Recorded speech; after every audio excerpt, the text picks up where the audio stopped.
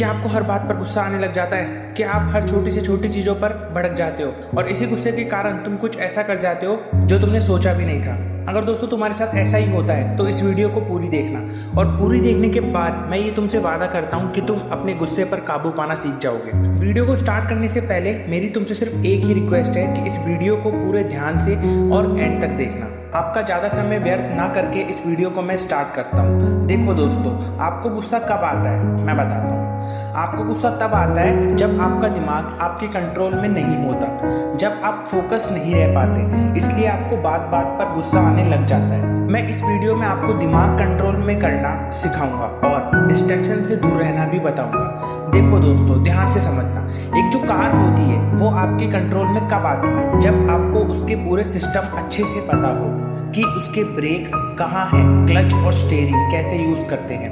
ठीक उसी तरह अगर आप अपने माइंड को कंट्रोल करना चाहते हो तो आपको ये ज़रूर पता रहना चाहिए कि आपका माइंड कैसे काम करता है। और अगर आपको ये पता चल जाएगा कि आपका माइंड कैसे काम करता है तो आपका माइंड आपके कंट्रोल में अपने आप रहने लग जाएगा। देखो दोस्त, हमारा माइंड कब डिस्ट्रैक्ट होता है मैं समझाता हूँ। जब भी हम किसी भी काम को अवेयरनेस के साथ नहीं करते और किसी डिस्ट्रैक्शन की वजह से हम कभी कभार इम्पोर्टेंट चीज़ भी भूल जाते हैं। जब भी हम किसी भी काम को अवेयरनेस के साथ नहीं करते और किसी डिस्ट्रैक्शन की वजह से हम कभी कभार इम्पोर्टेंट चीज़ भी भूल जाते हैं। अवेयरनेस को हम ध्यान या फोकस भी कह सकते हैं। चलो इसे मैं आपको सही से समझाता हूँ। देखो, हमारे माइंड में कई तरह के इमोशंस सेव रहते हैं। हम डेली कुछ ना कुछ इमोशन अपने माइंड में सेव कर लेते हैं, जैसे कि food, sex, love, hate, anger, happiness, कोई जगह या कोई मेमोरीज और बहुत कुछ। ना जाने हमारे माइंड में कितने इमोशन सेव रहते हैं। आप इन्हें बहुत सारे बल्ब्स कह सकते हैं।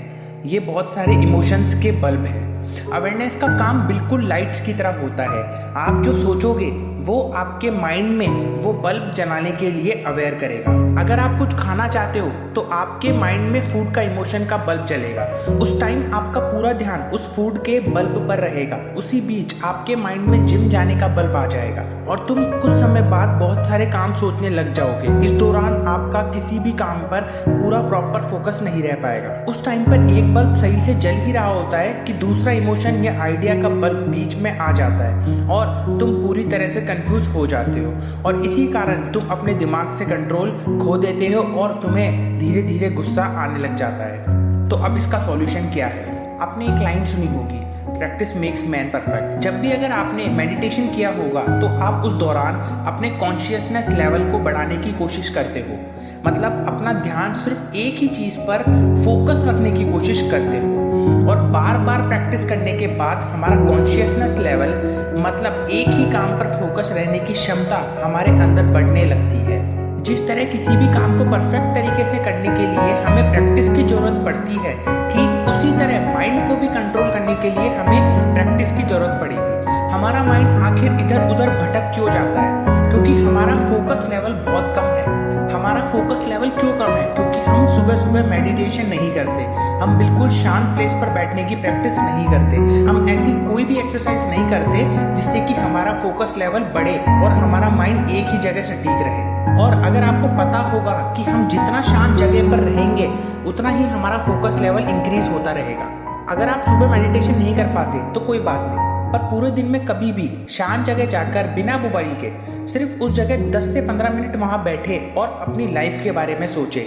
और मैं ये वादा करता हूँ कि तुम्हारे माइंड में जितने भी सवाल चल रहे होंगे उनके सॉल्यूशन धीरे धीरे धीरे आपको मिलने लग जाएगा और आपको एक अच्छी सी फील आने लग जाएगी और तुम्हारा कॉन्शियसनेस लेवल अपने आप धीरे धीरे इंक्रीज होने लगेगा।